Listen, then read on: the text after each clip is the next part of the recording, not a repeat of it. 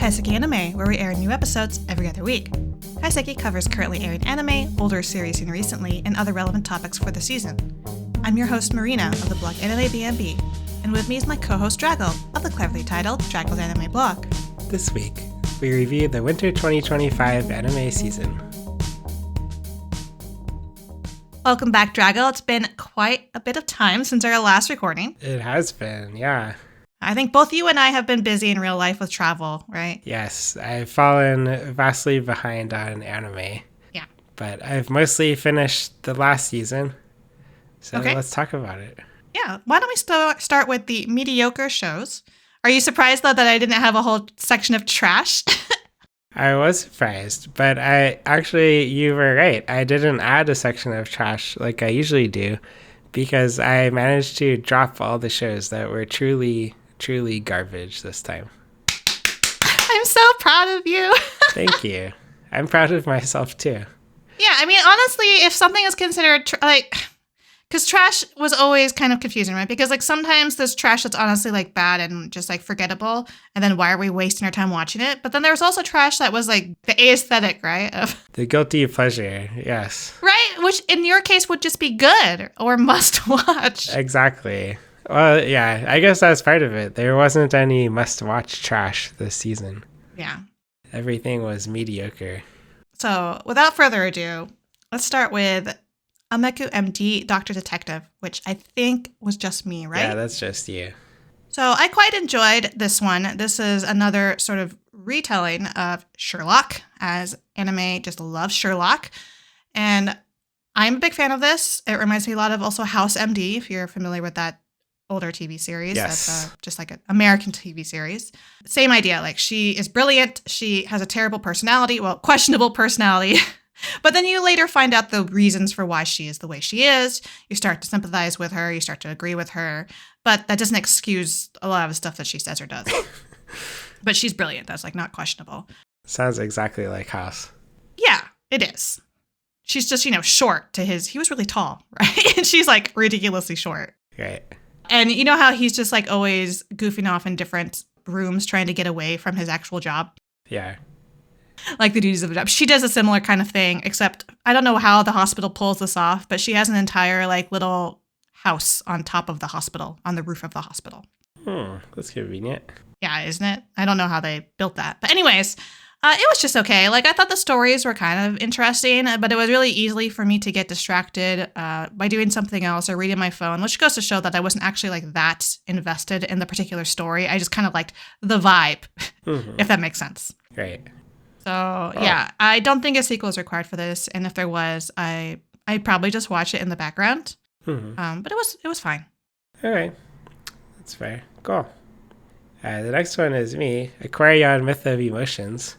This was a sequel to all the other Aquarions. And did you know Aquarion Evol was 13 years ago or something depressing like that? I can believe it. It is an old franchise now. We're old now. Well, yeah, we knew that. Yeah, but I'm reminded. But anyway, this one, it was better than Aquarion Logos, which sucked. It at least had some interesting things going for it. The story was kind of interesting. Few interesting characters, few interesting ideas, but it was so butt ugly. Oh. And that got to me over time. Why? Were the previous ones ugly? Aquarion Evol looked pretty good. Aquarion Logos was ugly, but not this ugly. I don't get it. Yeah. Okay. Yeah, that really held it back, I think. I feel like it could have had a different story if you could stand to watch it. That's actually so sad. Yeah. Even then, it wasn't great, so I put it in mediocre. I don't really recommend it. Okay. The next one, actually, I realized I lied earlier. There was one good trash show, and this was it. Beheneko. Oh, okay. The elf girl's cat is secretly an S-ranked monster. I watched this with Classy, and I think it has to be one of the most disturbing shows we ever watched. Wait, really? Yeah. So it's a isekai, except the main character is reincarnated as a cute little cat. But he's secretly a behemoth, the strongest monster. But the disturbing part is he goes around with this party of half-naked girls, as one does. As one does. And all of them are extremely horny for pussy. And for the cat pussy. That's So what? they'll go in the bath with him and blush, and they're like, Wait, you say, I thought you said, is he a girl cat or a boy cat? he's a boy cat. Oh, okay. You said cat pussy, but then you were saying like synonymous, right? Pussy as a cat. Yes. But they want his dick. They want his little cat dick, yes. Oh my God. Exactly. What the hell is, no. No, I'm assuming those calls with Classy were like hilarious, but They were. God. Yeah, it was a really fun show to watch together. By yourself, it would be not as fun, but No, I couldn't. Oh, we had a great time with this show. I'm sure you did. Yeah. Okay, the next one was actually this one I had a really fun time watching it. I probably would rate this good, but objectively I was gonna be like, speaking, why is it mediocre then? objectively speaking, if you watch it by yourself, it's pretty mediocre. So it's more of like a group watch. It's like watching it with friends makes it better. Yeah. Okay. Everything aside from the cute girls being horny for the cat was mediocre. Yeah. There was technically a plot and stuff. Not that you noticed. Yeah. Anyway, next one, The Daily Life of a Middle-Aged Online Shopper in Another World. This was like the defining mediocre experience. Oh. Basically, this guy gets isekai'd, and his power is buying stuff from Amazon in the fantasy world. And he meets lots of cute little girls, and they live in a house together. And it was just really boring.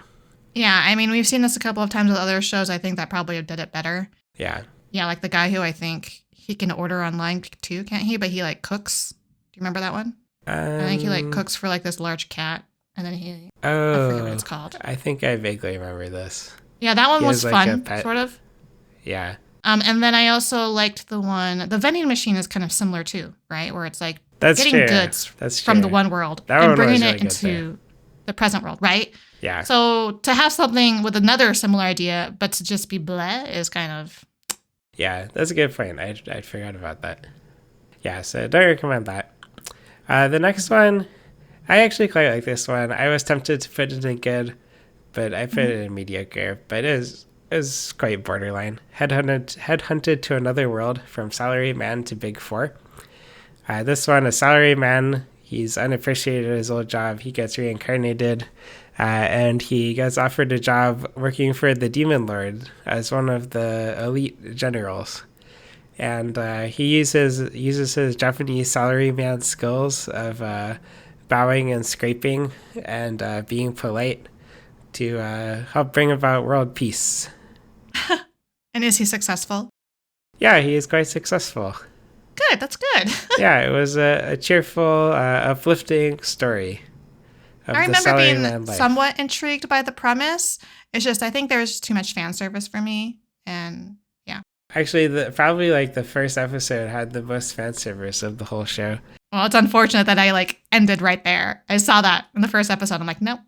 Yeah, the first arc with that red-haired girl, I forget her name. Yes. Her culture is that she shows more respect by wearing less clothes. Oh, that is interesting. Yes, so the salaryman teaches her about Japanese culture of wearing more clothes to show respect, and brings about cultural understanding. So I enjoyed that one. Gosh, these are all mine. I know. I'm so sorry. I was like, I had no forgiveness this past season. I was just like, you offend me in the first episode, or you bore me in the first episode, you're out. Yeah. Okay, next one. This one I should have dropped. I'm getting married to a girl I hated in my class. You were so, like, I thought you thought it promising at the start. I did. I quite liked the first episode. And then they kept, like, adding more characters who had a crush on him. And the one who really pissed me off was, like, the little friend, the childhood friend / little sister combination character. Oh, no. It was just annoying. You like the little sister. I just don't think you like the childhood friend aspect, right? Exactly. How dare they mix them together? How dare they have too many to choose from, though? Exactly. And she was technically, like, a cousin or something, too. Ah. But, yeah, I was disappointed by this. It didn't really go anywhere. I don't blame you. Yeah. Next is I Have a Crush at Work. This is exactly like it sounds. Very wholesome show about workplace romances. I was actually interested at the start. I just never, ever added it back in. I was curious how you felt about it in the end, but given that you have it in mediocre. Yeah, I was about to say this one was also on the border between good and mediocre. Oh. I ended up putting it in mediocre, but it wasn't too bad. I think it just kind of stretched out a bit too long is the main thing for what it had, which was quite a simple romance. I feel like stories like this, if it's going to be as simple as this, would almost work better as a short. Yeah, I think this would have worked better as a short for sure. As opposed to like full 24-minute episodes. Exactly. So I finished it. I enjoyed it, but it wasn't anything great. I think you might have watched the next one too. I did. I'm the one who put this in. I may be a guild receptionist, but I'll solo any boss to clock out on time. And I was curious to see if you would bump this up or not. No, I didn't. This was again like the upper half of mediocre, but right. We were both, I think, pretty entertained at the start of the season with like the first episode or two, where it was still sort of a novelty, right, of her personality, her excitement, her like loathing for working overtime, right? Right. But like the further it went along, the less entertaining it became, or it just like lost its luster, if that makes sense. Yeah. I mean, I still like parts of it. I like the stuff about her trying to get out of work. I like the stupid hero and his weird crush on her. Oh, I love him too. Jade is adorable. Yeah. But then it tried really hard to have like actual plot and stuff, and it didn't work too well. I mean, obviously this is going to be a overview, so there's going to be spoilers, and spoiler, like the guild leader being the baddie, like come on. I guess I can see where that was coming from, but it definitely felt like that was just like shoved in there for some drama, you know? Yeah. Unnecessary drama to explain, I guess, this resurgence or this growing threat within the dungeons. Okay, you needed a reason for that, right? But I don't know. Yeah. It just felt overblown. I feel like they should have just stuck to the comedy aspects more. Yeah, I think so too. I would have preferred it that way. But I mean, I don't regret watching it, and I do genuinely like the characters, and I don't mind how it ended, but I'm satisfied enough with what we have. Like, this doesn't need a sequel or anything else. Yep, agreed. Next one's all you. Oh, so you totally dropped I Want to Escape from Princess Lessons? But I'm quite curious if I made the right choice. I think you made the right choice. I don't regret watching this one either. It was somewhat entertaining. It had some good comedic moments with Letitia, like constantly trying to escape, constantly trying to like flout the whole forced marriage thing. Now, they do eventually explain why this happens, why Clark, because it's kind of weird at the start, right? Like, you don't know why Clark likes her so much. Like, maybe I can understand that because she's funny, and we see how she is.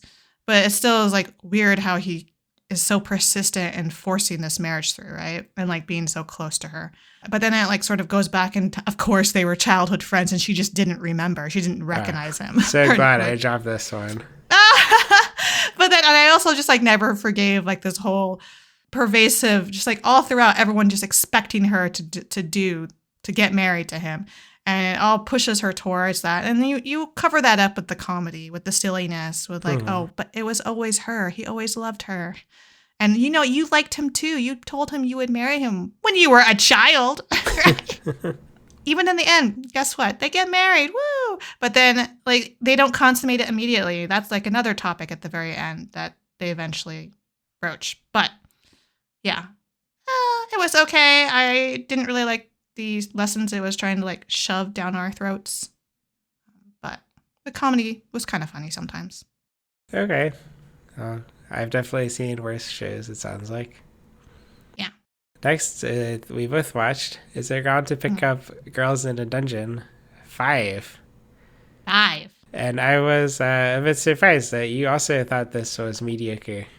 Because at the end of the day, Freya or Seer, however you want to think of her, she's not best girl. So yeah, I'm just like, She's definitely not best girl. She's got the hots for him. She's obsessed with him.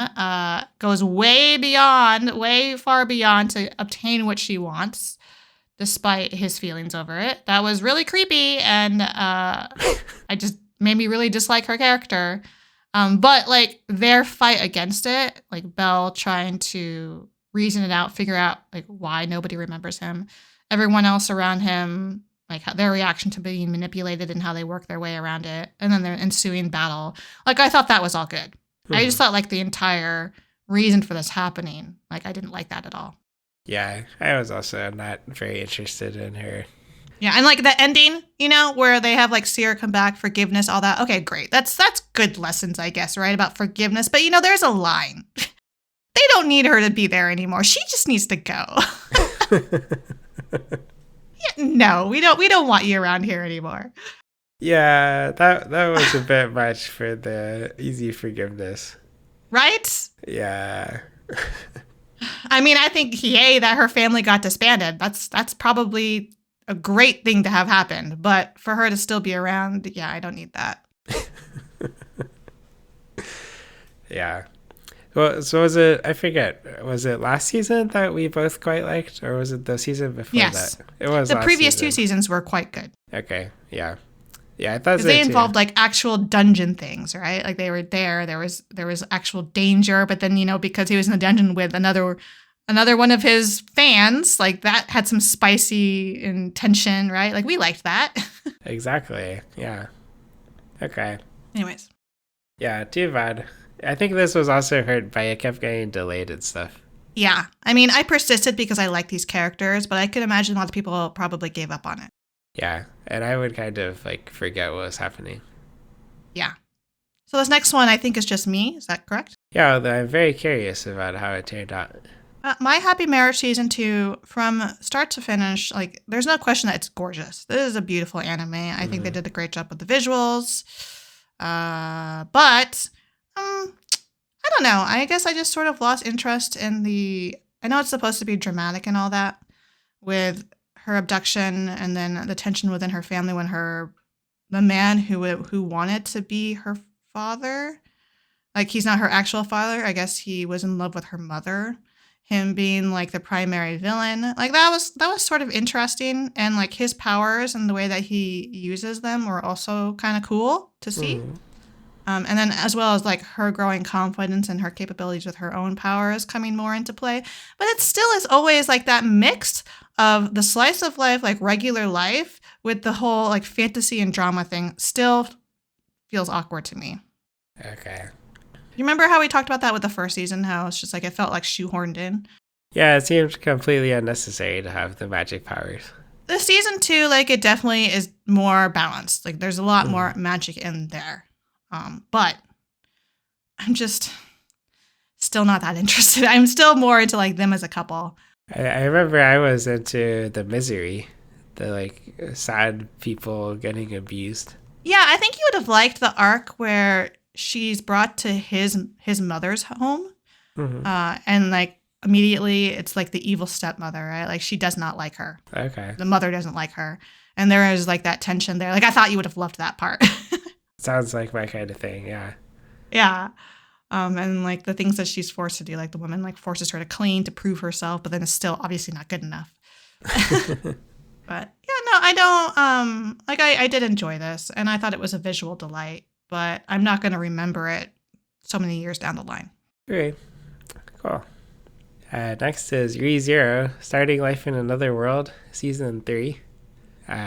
This one, yeah, this was another one like Dan Machi, where it was a delayed partial season. And which really hurt it, I think, at least for me. For me too. Because this one, it's like, it's hard to keep track of all this nonsense.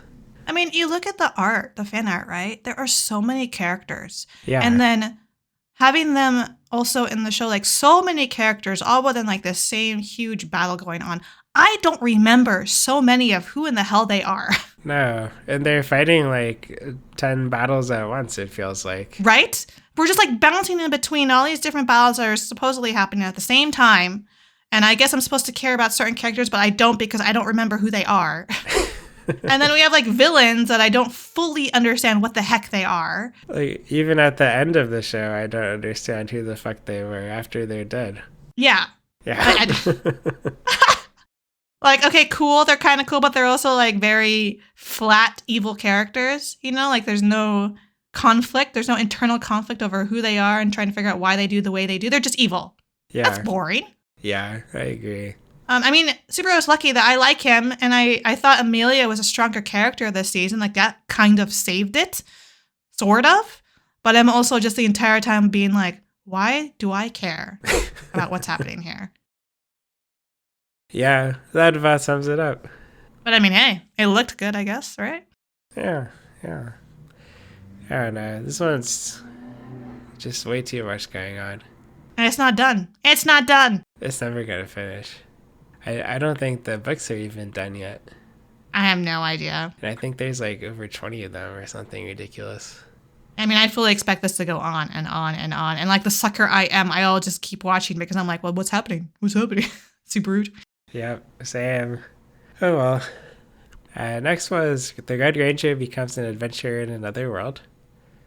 Exactly like it sounds like. This one was also in the close to good for me. Kind of like right on the border. It was fun. I liked all the jokes about their ridiculous Red Ranger powers, which they don't believe in the world of magic and stuff. Mm-hmm. It was a fun, heartwarming, use the power of friendship to defeat evil kind of thing, as you'd expect. But yeah, I had fun with it. I guess I'm surprised to see it so far down here because I thought you really, really liked it at the start of the season. I was pretty optimistic about the first episode, and then my enthusiasm cooled. But honestly, I think that was more because the competition sucked last season. Like, we have very few good shows compared to what we usually do. Yeah, I suppose that's true. So, yeah. And this was close to the good shows. Next one is all you. Twilight Bound Hanako-kun Season 2. I went back and forth on being really invested in what was happening and then just sort of forgetting about the show and sort of dragging my feet getting back to it. The slice of life nature of this compared to like the overall drama of the fact that the main character, Hanako, Nene, like those two are the main characters, right?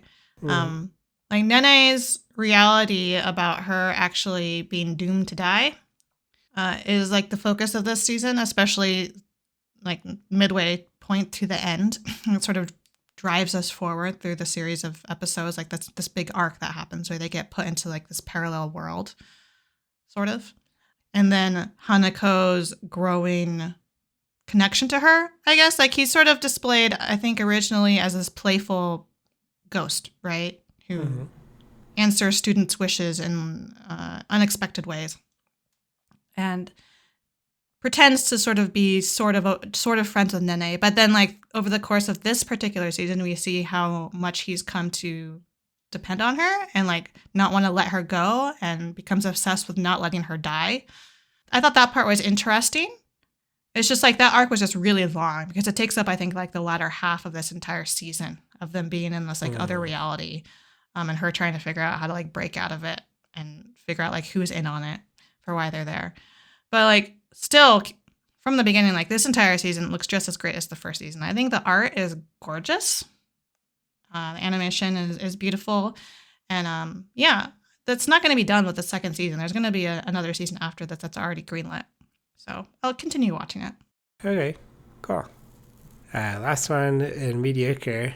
Welcome to Japan, myself.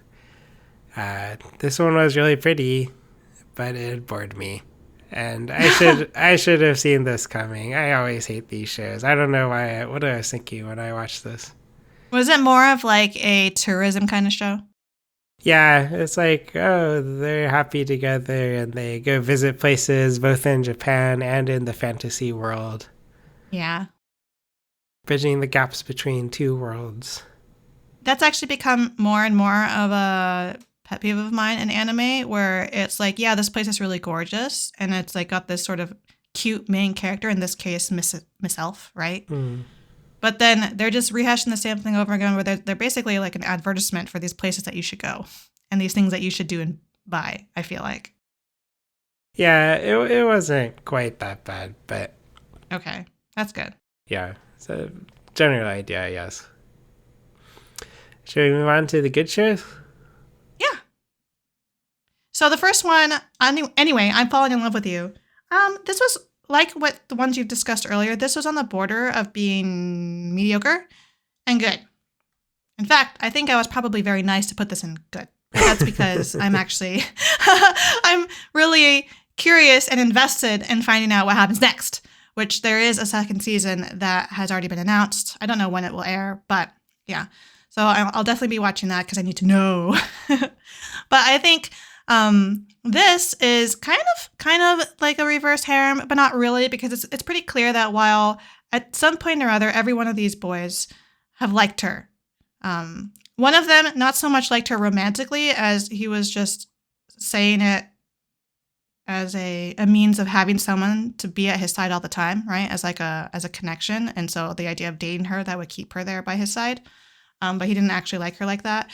And then like some of the other ones, like I feel like it's more passing crushes or something, because that's part of growing up. Because this is a story that's told over a number of years, that we keep seeing her as an adult, having flashbacks to when she was still in high school, like the senior year of high school, which I think the most interesting part of it is this is a story that's told during COVID, or at least the part where she was still in school. And it reflects on the struggles of being a student during that time, like all of the experiences, like school festivals, like sports events, all the stuff that was canceled, the things that they didn't get to experience, and how that affects them or how they feel about that. Like, I thought that was really fascinating. Yeah, that's very interesting. Right, because it's like they keep calling it, or like later generations when they refer to that time, they call it as like the lost youth, which is like really sad to sort of think about it that way, right? Like these experiences, these dances, whatever. Like if we think about it, that'd be like homecoming, right? Prom, and like if you're really into sports, like or into music, and you go to Allstate for that kind of stuff, right? But you don't get to do it, especially your last year of high school. Right. That's pretty sucky. Yeah. And then you toss in the fact about her having like these boys who like her, and she's not sure how she feels about them because she doesn't want to ruin this friendship that they've had for so long since they were little kids. And so it like keeps going back and forth. And like when you see her as an adult, you start to worry. You're like, well, I don't see her with like any one of them. Like, what the hell happened? Like, why is she not romantically with any of them? But then you start to see them lingering at the edges, and you're like, okay, so there's still a possibility of her ending up with one of them. But like, why aren't they together now?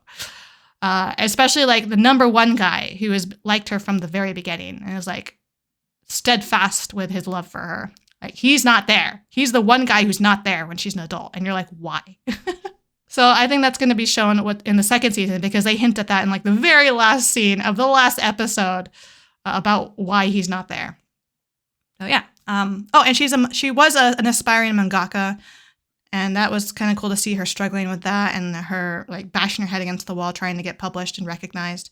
And then you find out as an adult she's now in the publication part of that industry. Yeah. That actually sounds pretty good. Yeah, I liked it. It's not like impressive visual. It's got some pretty colors. I mean, you can look at it, lots of pastels, pretty art character design, but it's nothing impressive, you know? I see. Okay. I don't think I have time to watch it now, but maybe another like time when we have a lot less anime. Okay, not this season though, but maybe a future season. Yeah. Speaking of the future, the next show is Dr. Stone, Science Future. This was also on the border between mediocre and good. But what I really like about this season is it's set where I live in California. Oh yeah, that's right. And it is the most totally wrong depiction of everything. An un-California, right? Yeah, and I enjoy it. Yeah, they're like going up the Sacramento River in their submarine, which would definitely not fit in the Sacramento River. It's deep enough for that, right? Deep and wide enough for a submarine. And there's like jungles of redwood trees next to it, with monkeys swinging around and crocodiles and shit. And you don't know how things would have evolved in the future, okay? You just don't know. That's true. You never know. Maybe with global warming, the California is going to get taken over by monkeys and crocodiles. Yeah. Exactly. Yeah. And they went to the Pinnacles National Park, which is nowhere near the Sacramento River by boat. And they went there for the saltpeter caves to make gunpowder, which is also not there. And the whole reason this is all fiction, Drago. Come on. The whole reason why they went to California in the first place is to get corn, because California is famous for growing corn. Apparently, that makes no sense, but okay. Yeah, and they don't have any corn in Asia. Yeah. Cool. Yeah. Oh, and guess what? And they met Senku's old mentor, who works at NASA. So I've had fun with this. That's kind of awesome. But you know what's even funnier with this? What? It's only the first core of this 4th season. You have another core to look forward to. Oh, great.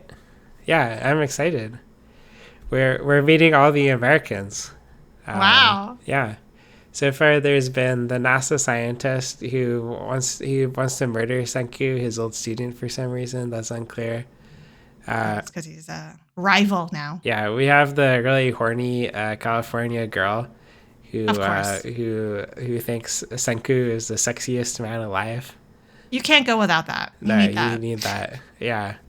And we have the Air Force pilot who is also an expert sniper. Oh. Yeah. Package deal. Exactly. So I've been enjoying this one. Good. And the next one I know we both liked because we talked about it. From Bureaucrat to Villainess, Dad's been reincarnated. This was pretty good throughout. How did you feel about the end? I thought it was brilliant. And you know what? It cracked me up that they still are stuck there. Yeah, I know. Like, that didn't even bother me. You know, like, I feel like in other anime that would have been like, why didn't they get out? Mm-hmm. Right? But then I'm like, you know what? He's having a good time here. And, you know, they're having fun playing this game with him and helping him out. Like, let's keep going with this. I could do a whole another season of this. Exactly, yeah. Maybe not. I don't know. I don't know if I would. It didn't seem one necessary. has not been announced. Yeah, it didn't seem necessary with how they ended it. But they I'm okay with the open ending. Yeah. Yeah, but the humor, the story of each episode, like, I thought they were really well written, very on point. They were, yeah. This was a fun show. Next one's all you. Next one has already been greenlit for a 2nd season, so know that there is more. Oh, okay. But this one is about ice skating, and it was not at all what I expected, because when I glanced at the promo art, like, I just looked at it, right? And I just see, like, this guy and these girls. Right? Or I guess there's a guy in the background. So 2 guys, 2 girls. And in my mind, I immediately thought, okay, kind of romance. Well, totally wrong, okay? They're not, because the guys, both of them, are significantly older than the girls. Like, the kids are, like, grade school. Maybe middle school? Grade school? Yeah. Good. I was really hoping after the first episode this would not be a romance. It's not a romance at all. There's no hints of it whatsoever. There's no inappropriate, like, teacher-student, nothing, okay? Like, he is got such a teacher mindset of wanting to do the best that he can do to make her dreams come true. It's so heartwarming, Drago. Like, this is what a teacher should be.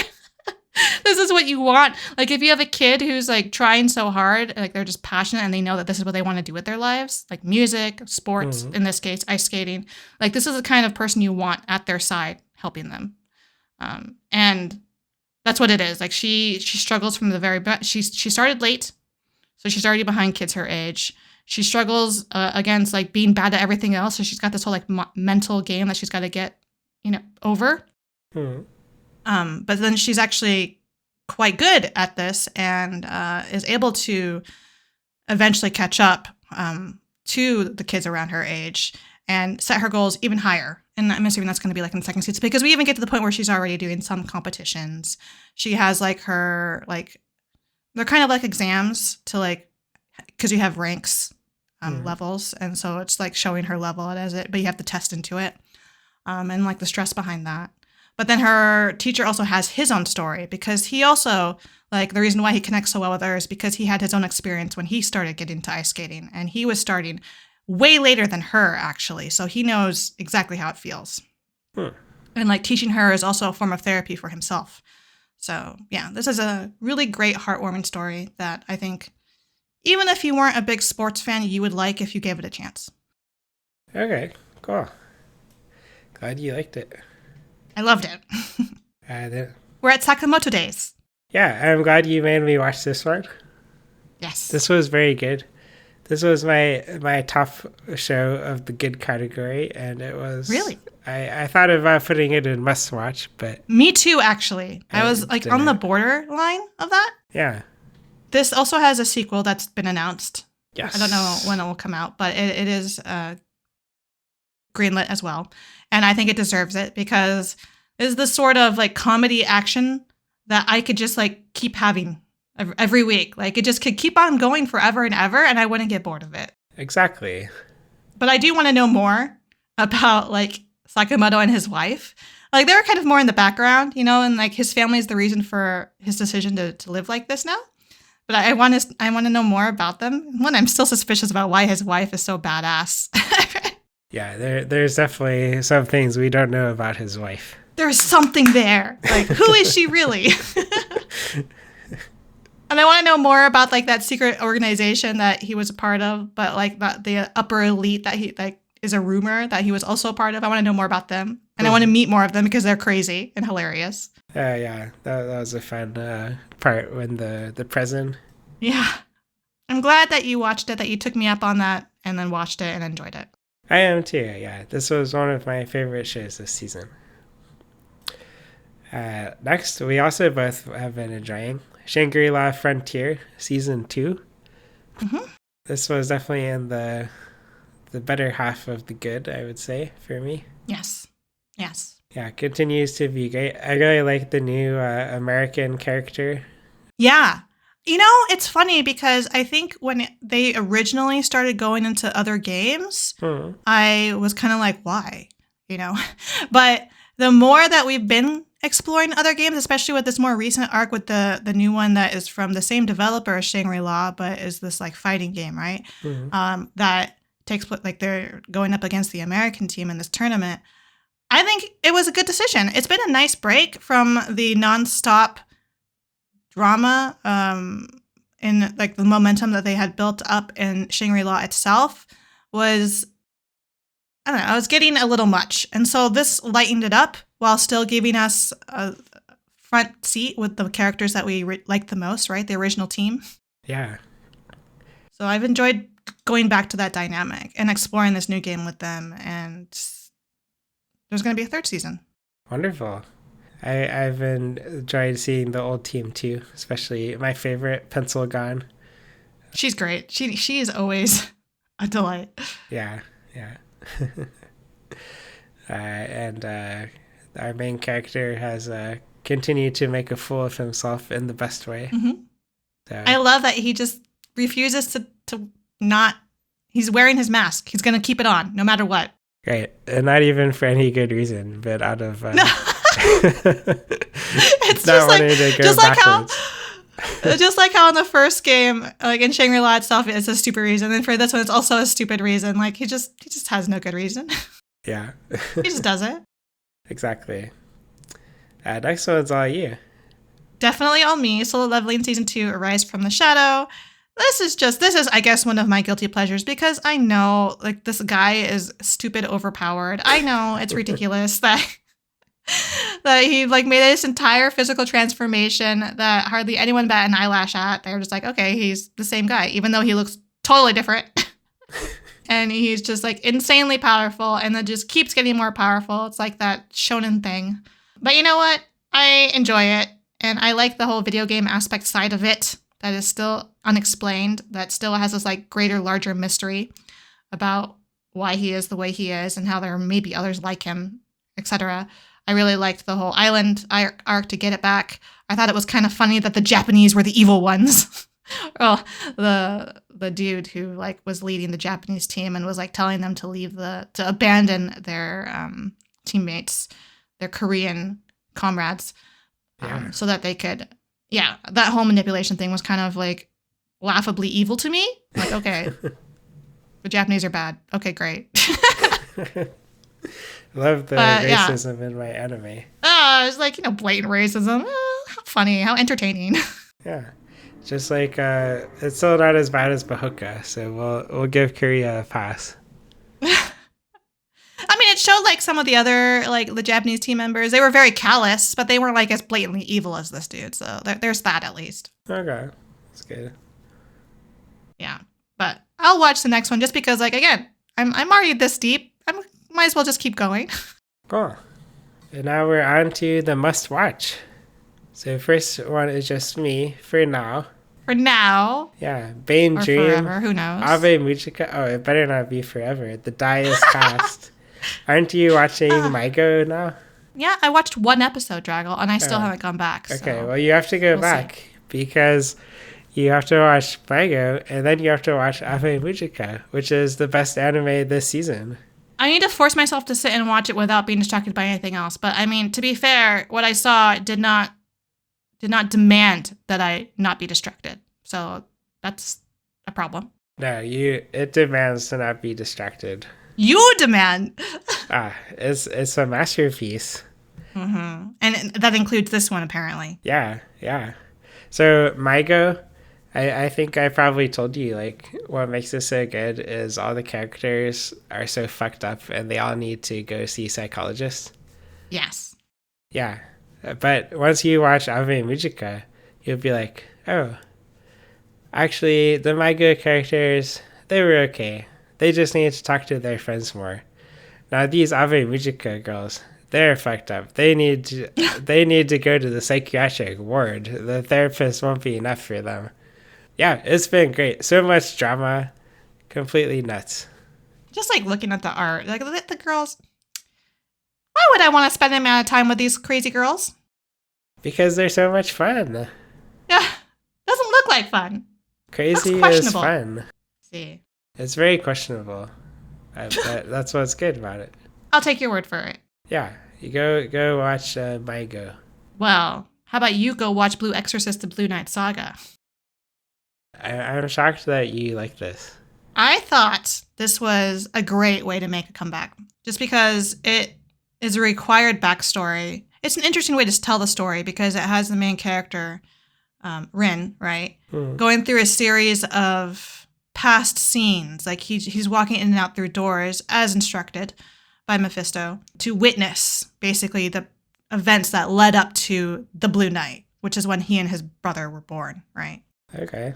And this is like his task. And his brother, apparently, which I think is going to be the next, because there is another season.